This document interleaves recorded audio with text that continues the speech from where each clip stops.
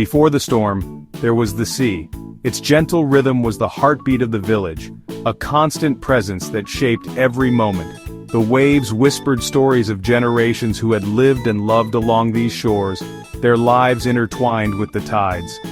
Tantura was a vibrant Palestinian fishing village on the Mediterranean, south of Haifa.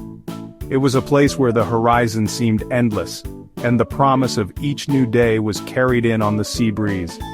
Stone houses with red-tiled roofs, olive groves, and the scent of salt defined daily life. The village was alive with the laughter of children, the aroma of fresh bread, and the warmth of neighbors greeting each other in the morning sun. Fishermen set out at dawn, their boats gliding into the misty waters, while children played in winding streets, their games echoing between the stone walls. Families celebrated together, sharing meals and stories beneath the open sky. Around 1,500 people called Tantura home, rooted in tradition and community.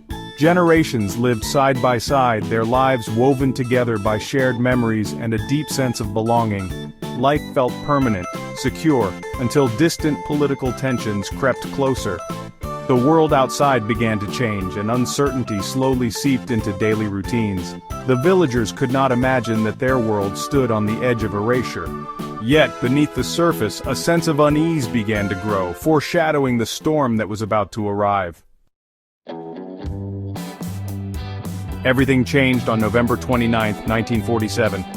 The UN voted to partition Palestine, placing Tantura in the new Jewish state. Fear and uncertainty gripped the village as British rule ended and war loomed. Armed militias replaced fishermen, the roads grew dangerous. The Alexandroni Brigade of the IDF massed nearby and hope faded. Stories of massacres in other villages haunted Tantura. The storm had arrived.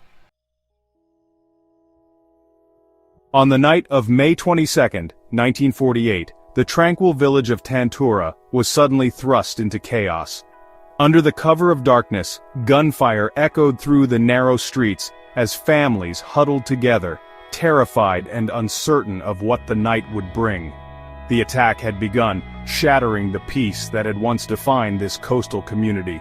The IDF's Alexandroni Brigade advanced swiftly, overwhelming the village's defenders. By the first light of dawn, the resistance had crumbled, and Tantura was forced to surrender. The streets, once filled with life, now stood eerily silent, marked by the aftermath of a single fateful night.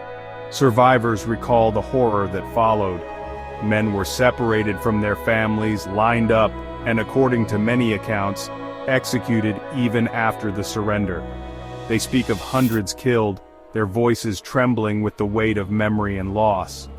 Years later, researcher Teddy Katz collected dozens of testimonies supporting these claims. His interviews, captured on fragile cassette tapes, painted a harrowing picture of that night.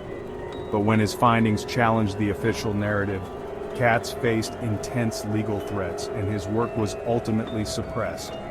Israeli veterans, many of whom fought in Tantura, have consistently denied that a massacre took place. They insist that only armed combatants died in the fighting, rejecting the accounts of mass civilian deaths. Yet survivors describe being forced to dig a mass grave for the dead, a grave that now lies hidden beneath the parking lot of Dore Beach, its presence marked only by memory and whispered stories. For decades, the story of Tantura was silenced, the truth buried beneath layers of denial and shifting sands. The village's fate became a secret, spoken of only in hushed tones among those who remembered. Yet, the memory endured, passed down through generations, waiting for someone willing to listen to uncover what truly happened on the night Tantura fell. Today, the village of Tantura exists only in memory, its land now home to Nasholim Kibbutz and the tranquil shores of Dore Beach. Where once families lived and children played, there are now modern homes and sunbathers, the past almost erased by the present. Yet the story of Tantura refused to fade away.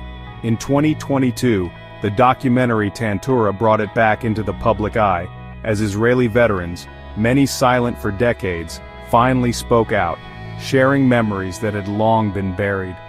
Forensic researchers driven by these testimonies began to investigate.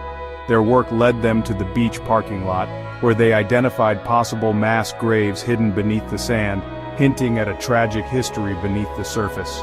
Now, legal petitions and public campaigns are underway, demanding that these sites be protected and thoroughly investigated so that the truth can finally come to light and justice may be served. For the survivors, their testimonies remain the most powerful evidence. They share their stories not out of a desire for revenge, but in the hope that their suffering will be recognized and remembered by future generations. To remember Tantura is to confront the painful truths of the Nakba, a history marked by loss, displacement, and the enduring struggle for acknowledgement and dignity. The echoes of that fateful night still linger in the air, carried by the wind and the waves, demanding that the world listen and acknowledge what happened here. The silence has finally been broken. Tantura's story, once hidden in the sand, can no longer be ignored by history or by those who seek the truth.